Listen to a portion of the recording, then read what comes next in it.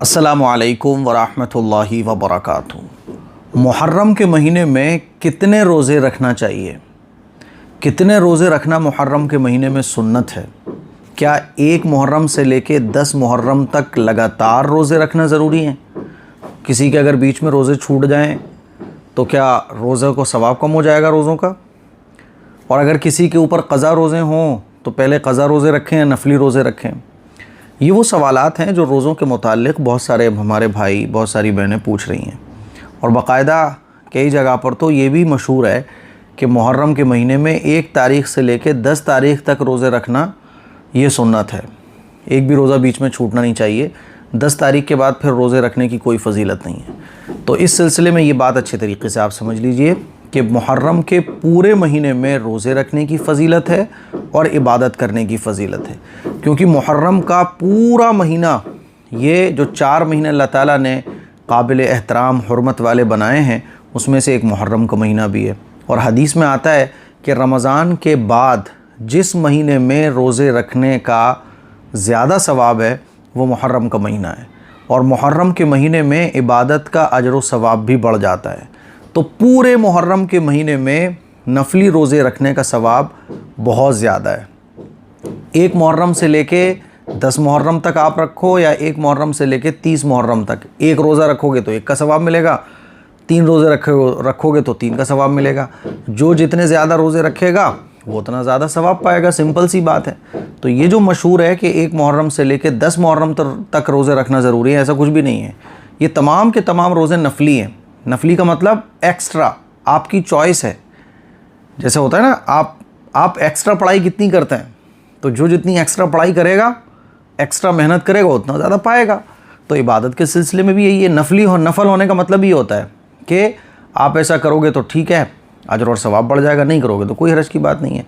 तो 1 तारीख़ से लेकर 10 तारीख़ तक ज़रूरी नहीं है, बल्कि पूरे मुहर्रम के महीने में आप जितने चाहें नफली रोज़े रख सकते हैं। ठीक है।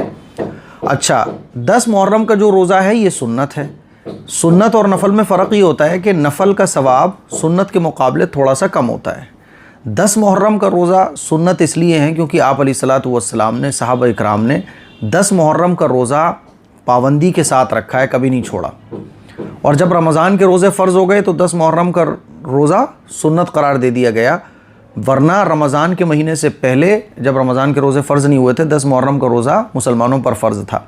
तो 10 मुहर्रम का रोज़ा रखना ये सुन्नत है। यानी पूरे मुहर्रम के महीने में रोज़े रखने का सवाब है, लेकिन 10 मुहर्रम के रोज़े का सवाब ये तमाम रोज़ों के मुकाबले बढ़ा हुआ है, सुन्नत है। तो एटलीस्ट 10 मुहर्रम का रोज़ा हम लोग रखने की ज़रूर कोशिश करें।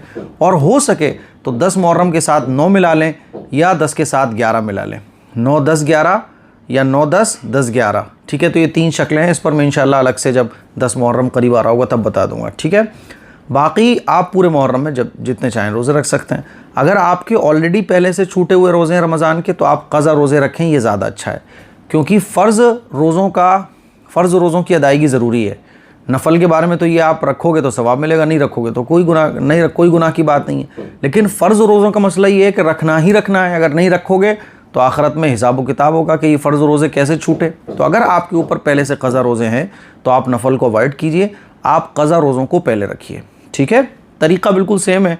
नफल रोज़े रख रहे हो या क़ज़ा रोज़े रख रहे हो, तरीक़ा बिल्कुल सेम है। रात को नियत करके आप सो जाएं कि आप क़ज़ा रखोगे या नफल रोज़ा रखोगे। सहरी के टाइम उठो, सहरी कर लो, दिल की नीयत काफ़ी है। ठीक है। दिल की नीयत काफ़ी है।